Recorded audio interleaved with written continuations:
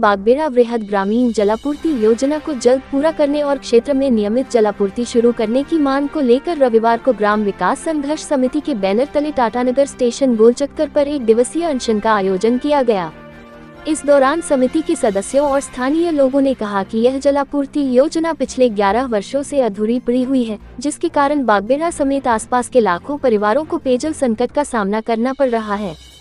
गर्मी के दिनों में स्थिति और भी गंभीर हो जाती है तथा लोगों को पानी के लिए काफी परेशानी उठानी पड़ती है। अनशन का नेतृत्व पूर्व जिला पार्षद किशोर यादव ने किया। उन्होंने कहा कि सरकार और संबंधित विभाग को कई बार मांग पत्र सौंपा गया, लेकिन अब तक योजना को पूरा नहीं किया गया है। उन्होंने मांग की कि निर्माण कार्य को शीघ्र पूरा कर क्षेत्र में नियमित जलापूर्ति शुरू की जाए। आंदोलनकारियों ने चेतावनी दी कि यदि उनकी मांगों पर जल्द कार्रवाई नहीं हुई तो आंदोलन को और व्यापक रूप दिया जाएगा, जिसकी जिम्मेदारी प्रशासन और संबंधित विभाग की होगी। फिलहाल इस जन आंदोलन के माध्यम से ग्रामीणों ने अपनी वर्षों पुरानी मांग को एक बार फिर सरकार के समक्ष मजबूती से उठाया है। जो पिछले 2015 ईस्वी में तत्कालीन मुख्यमंत्री रघुवर दास जी के द्वारा इसका शिलान्यास किया गया था और उनके द्वारा ये घोषणा किया गया था कि इस योजना को हम 3 साल में कंप्लीट करके हर घर जल से हम पानी की आपूर्ति शुरू करते हैं। लेकिन आज शिलान्यास हुए 11 वर्ष हो गया, उसके बाद भी बागबेड़ा जलापूर्ति योजना आज भी अधूरा है।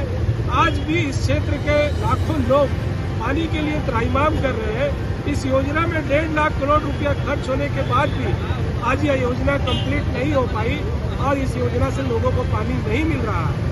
आज हम लोग 1 दिवसीय अनशन टाटानगर स्टेशन गोलचक्कर के सामने बागबेड़ा ग्रामीण जलापूर्ति योजना को जल्द से जल्द पूर्ण करने की मांग को लेकर 1 दिवसीय अनशन पर बैठे हैं। हमारी मांग को यदि पेयजल स्वच्छता विभाग 15 दिन के अंदर यदि हमारी मांग को नहीं मानती है, इस योजना को कंप्लीट करके हमें पानी नहीं देती है, हम लोग 15 दिन के बाद उनके कार्यालय के समक्ष आमरण अनशन शुरू करने का काम करेंगे। लेकिन हम बागबेड़ा ग्रामीण जलापूर्ति योजना को कंप्लीट कराकर पूर्ण कराकर इस योजना से लोगों की जलापूर्ति शुरू करा के ही हम लोग कर लेंगे। 11 वर्षों से पेयजल स्वच्छता विभाग की लापरवाही है, जो कार्यपालक एजेंसी है उसकी लापरवाही है, इसके चलते ये योजना आज भी अधूरी है। हम लोग आज विभाग को ये सांकेतिक रूप से आज आंदोलन कर 1 दिवसीय अनशन कर रहे हैं। लेकिन यदि 15 दिनों के अंदर उन्होंने पहले भी घोषणा किया था कि जून के फर्स्ट वीक में हम पानी शुरू कर देंगे, लेकिन आज 14 जून होने जा रहा है, आज भी पानी शुरू नहीं हुआ है। इसीलिए आज हम लोग अनशन में बैठे हैं और 15 दिनों में यदि विभाग इसको सुचारू रूप से और जल्दी इस काम को कंप्लीट कर यदि पानी शुरू नहीं करती है तो निश्चित रूप से हम लोग 15 दिनों के बाद पेयजल स्वच्छता विभाग का जो कार्यालय है उसमें तालाबंदी कर आमरण अनशन में हम लोग बैठने का काम करेंगे। और तब तक हम लोग अनशन से नहीं उठेंगे जब तक पानी इस योजना से शुरू नहीं होगा। ना ही यहाँ आए हैं, ना ही उन्होंने फोन किया है, किसी तरह की कोई सूचना नहीं है। यदि हमारे इस योजना से जलापूर्ति शुरू नहीं होती है तो हम लोग पेयजल स्वच्छता विभाग के कार्यालय के समक्ष 1 दिवसीय का काम करेंगे और तब तक हम लोग नहीं उठेंगे जब तक जलापूर्ति शुरू नहीं होगा। इस सीजन के लिए ये मांग कर रहे हैं।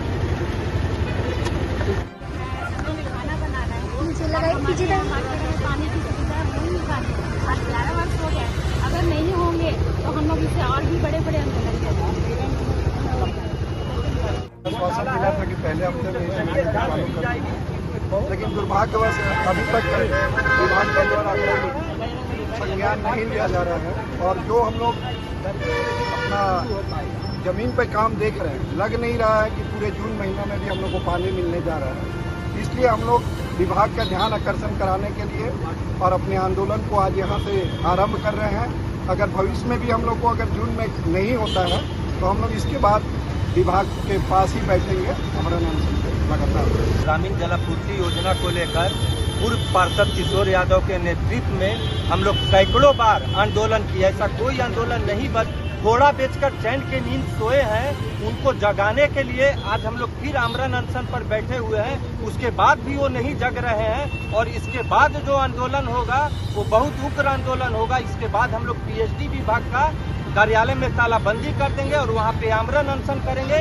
और उसके बाद भी उन लोगों का नींद नहीं जगा तो हम लोग यही स्टेशन गोलचक्कर पे पूरा सड़क जाम कर देंगे। और सड़क जाम तब तक होगा जब तक कोई संबंधित पदाधिकारी, वरीय पदाधिकारी आकर बागबेड़ा बृहद ग्रामीण जलापूर्ति योजना को लिखित रूप से आश्वासन नहीं देते हैं। जैसा कि कहा जाता है कि जल ही जीवन है, तो क्या विभाग की ओर से जीवन समाप्त होने के बाद लोगों को यानी बागबेड़ा वासी को जल की बागबेड़ा बृहद ग्रामीण जलापूर्ति योजना की अगर उच्च स्तरीय जांच होती है तो एक बहुत बड़ा घोटाला होगा। सरकार की पैसा को कैसे दुरुपयोग किया जा रहा है इसका जीता जागता उदाहरण बागबेड़ा बृहद ग्रामीण जलापूर्ति योजना है।